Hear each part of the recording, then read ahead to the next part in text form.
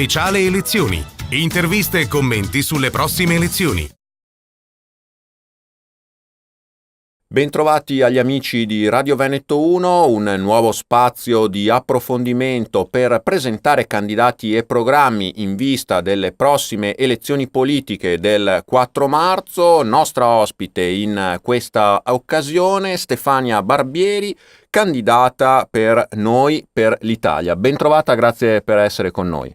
Bentrovati a tutti.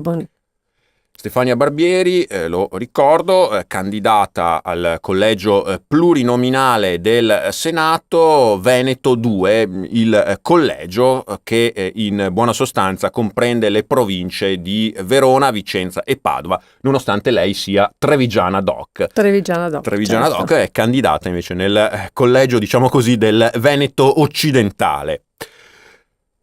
Stefania Barbieri, oltre a essere trevigiana doc, è anche consigliera di parità della provincia di Treviso. Allora io da qui vorrei partire chiedendole innanzitutto di spiegare a chi tra i nostri ascoltatori non lo sapesse in cosa consiste molto brevemente questo suo ruolo. Consigliere di parità è un ruolo che viene dato dal Ministero del Lavoro e noi siamo pubblici ufficiali per la tutela delle discriminazioni in ambito lavorativo. Discriminazioni di genere. Poi promuoviamo anche le politiche attive del lavoro che adesso insomma sono abbastanza faticose. Quindi questo è il ruolo principale, per cui io in questi 8 anni di mandato, perché io sono in carica dal 2010, termino quest'anno, mi sono occupata prevalentemente proprio di discriminazioni e ho cercato anche di promuovere molto l'inserimento delle donne nel mondo del lavoro o il reinserimento.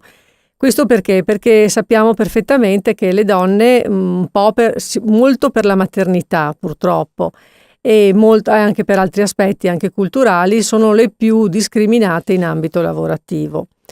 Credo che in questi anni di grande collaborazione con tutte le istituzioni, perché io ho cercato di allargare, di promuovere poi questo ruolo di consigliera di parità, all'interno delle associazioni di categoria, con i sindacati, con tutti gli attori sociali, quelli che si occupano prevalentemente di lavoro, e abbiamo cercato di spingere proprio la donna nel mondo del lavoro. Infatti il progetto principale di questi miei 8 anni è stato proprio un progetto che dava una premialità alle aziende che assumevano le donne che avevano determinati requisiti. Ecco, questo è un progetto che devo dire mi rende molto orgogliosa perché siamo riusciti a reinserire nel mondo lavorativo più di 40 donne e non sono poche. Le donne, come sappiamo, sono il perno della famiglia. Attorno alla donna ovviamente c'è la maternità, che è un dono meraviglioso, che però diventa in molti casi una penalizzazione quando ci si approccia al mondo lavorativo. Quindi donna significa famiglia e famiglia significa società. Ecco, e questo è il motivo per cui io ci tengo particolarmente a questo ruolo e al di là dei cartelli politici, degli slogan, vorrei proprio puntare su questo. Io non sono una politica, non mi sono mai candidata per le politiche, non ho mai avuto ruoli politici. E quindi ritengo che questa possa essere una sfida per me prima di tutto perché vorrei portare avanti questi temi e anche perché credo che nessun partito abbia al suo interno una specializzazione di questo tipo. Direi che lavoro, donna, famiglia siano temi di cui si sente parlare sempre, però con troppa generalità.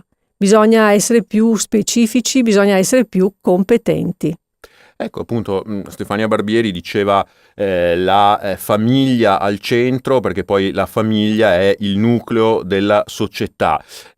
Proprio allora per entrare anche un po' nello specifico, anche con il suo impegno appunto in queste elezioni, come ci diceva all'insegna di questi temi e di questi valori, cosa si dovrebbe fare secondo lei per incentivare appunto le politiche per la famiglia? C'è il grande tema della natalità, ne accennava anche lei ad esempio, e la difficoltà poi delle donne come sempre a conciliare lavoro e famiglia, e a questo appunto si collega la natalità bassa proprio perché tanti non riescono. Ecco, cosa si dovrebbe fare per garantire, tutelare e valorizzare meglio le famiglie in Italia?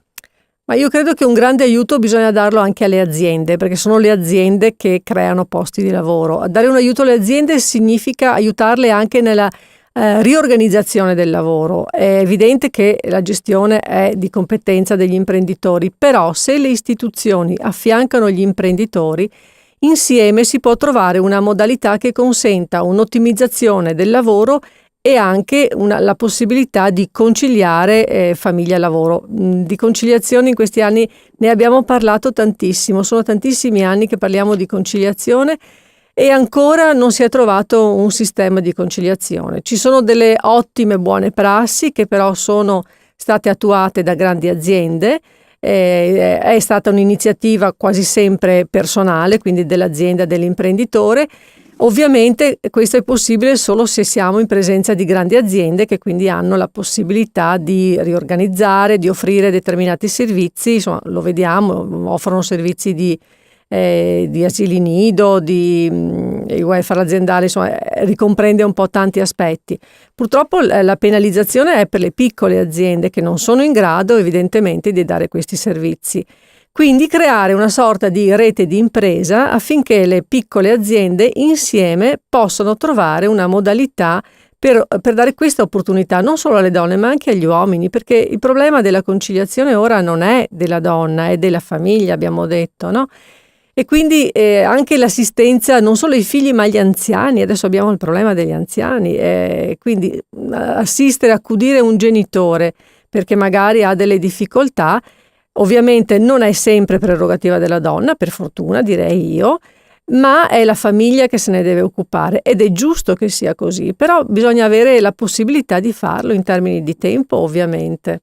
Solo un problema di strutture negli asili, le case di riposo, visto che cercavamo, che citavamo gli anziani, i genitori magari ormai anziani, asili, case di riposo che mancano o che sono alle volte troppo cari, non alla portata economica, o anche un problema di normative, bisogna ancora sistemare, aggiornare la nostra legislazione. Ma io credo che di norme ce ne siano fin troppe, sa. Purtroppo il nostro è un paese pieno di norme. Bisognerebbe attuarle, questo è il problema, quindi non si può, io direi che aggravare ulteriormente con altre norme direi che proprio non è il caso, anzi bisognerebbe snellire quelle che già ci sono. La modalità è proprio trovare un punto di incontro, cioè la classe politica deve parlare con la classe imprenditoriale, deve parlare con la società. Ci deve essere una comunicazione in questo senso. Se non c'è comunicazione è difficile risolvere i problemi. Guardi, molto banalmente all'interno delle nostre famiglie, quando succedono dei dissapori, quando ci sono delle incomprensioni, se non si parla non si risolvono questi problemi. Allora bisogna sedersi a un tavolo con grande umiltà, con grande disponibilità nell'ascolto, con fermezza, con determinazione, ma bisogna fare questo tipo di cose, altrimenti è una società che parla e che non si ascolta. Grazie a Stefania Barbieri, candidata al Senato per noi, per l'Italia, nel Collegio Veneto 2. Grazie per essere stata nostra ospite. Grazie a lei. Grazie anche da parte mia a tutti voi per averci seguito, vi rinnovo l'appuntamento con i prossimi spazi di approfondimento dedicati alle elezioni politiche 2018 sui canali di Veneto 1. Speciale elezioni, interviste e commenti sulle prossime elezioni.